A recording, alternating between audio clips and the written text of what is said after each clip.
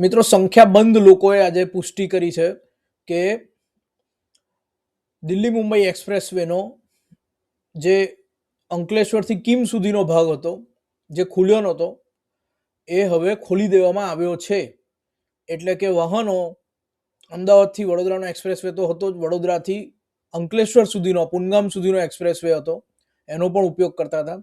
હવે પુનગામથી સુરત, બારડોલી, નવસારી જવા માટે પણ દિલ્હી મુંબઈ એક્સપ્રેસવેનો ઉપયોગ શરૂ થઈ ગયો છે. પરંતુ આ ઉપયોગ ટ્રાયલ પૂરતો શરૂ થયો છે. એટલે તપાસ કરતા રહેવું કે આ હાઈવે એક્સપ્રેસવે ખુલ્લો છે જ કે નહીં. કારણ કે આ વિડીયો તો આજે મૂકીએ છીએ, આજે ખુલ્લો છે, પરંતુ પાછો ક્યારેક બંધ કરી દે, કારણ કે ટાવર હટાવવાનો બાકી છે, ડાયવર્ઝન આપ્યું છે. એટલે એ માટે તપાસ કરતા રહેવું. National highway authority of India ક્યાંય પણ સોશિયલ મીડિયામાં કે મીડિયામાં પ્રેસ રિલીઝ દ્વારા કે અધિકૃત જાહેરાત ક્યારેય કરતું નથી.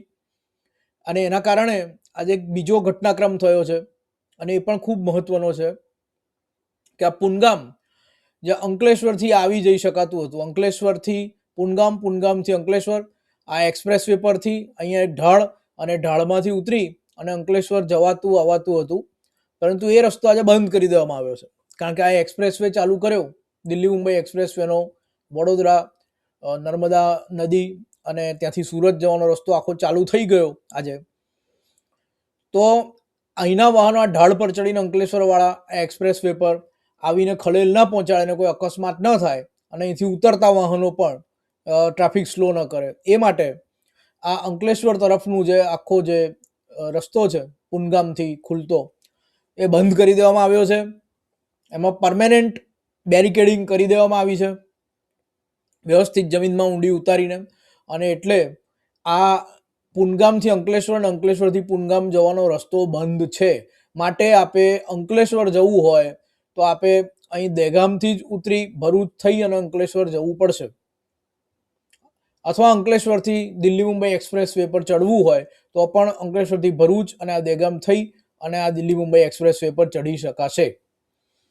માટે અંકલેશ્વર ઉતરતા અને અંકલેશ્વરથી એક્સપ્રેસવે પર જતા વાહનો એ ખાસ નોંધ લે કે આ તો બેરિકેડિંગ થઈ ગયું છે, અને પરમેનન્ટ સ્ટાઇલનું બેરિકેડિંગ થઈ ગયું છે.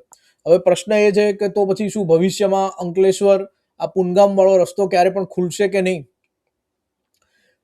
તો રાજકારણીઓએ NHAIને કેન્દ્ર સરકારને રજૂઆત કરી છે કે અંકલેશ્વર માટેનું એક અહીંયા ઇન્ટરસેક્શન આપવામાં આવે અને પરમેનન્ટ ધોરણે આ એક રસ્તો વિકસાવવામાં આવે, અને અહીંયા પરમેનન્ટ ધોરણે જે સ્લોપવાળું, ટોલ નાકાવાળું વ્યવસ્થિત એક જે એક્ઝિટ અને એન્ટ્રી પોઈન્ટ હોય છે, કે જે આ મેઇન હાઈવે પરથી જતા વાહનોને ખલેલ ન પહોંચાડે, અકસ્માત ન થાય, ટ્રાફિક સ્લો ન પડે. તો એવું એક ઇન્ટરસેક્શન આપણે જાણીએ છીએ, ગોળ હોય છે પ્રકારનું, ચડવાનું ઉતરવાનું, આ હાઈવેના વાહનોને ખલેલ ન પડે એ રીતે. તો એ હજી તો રાજકારણીઓએ રજૂઆત કરી છે અને કેન્દ્ર સરકારે સાનુકૂળ પ્રતિભાવ આપ્યો છે.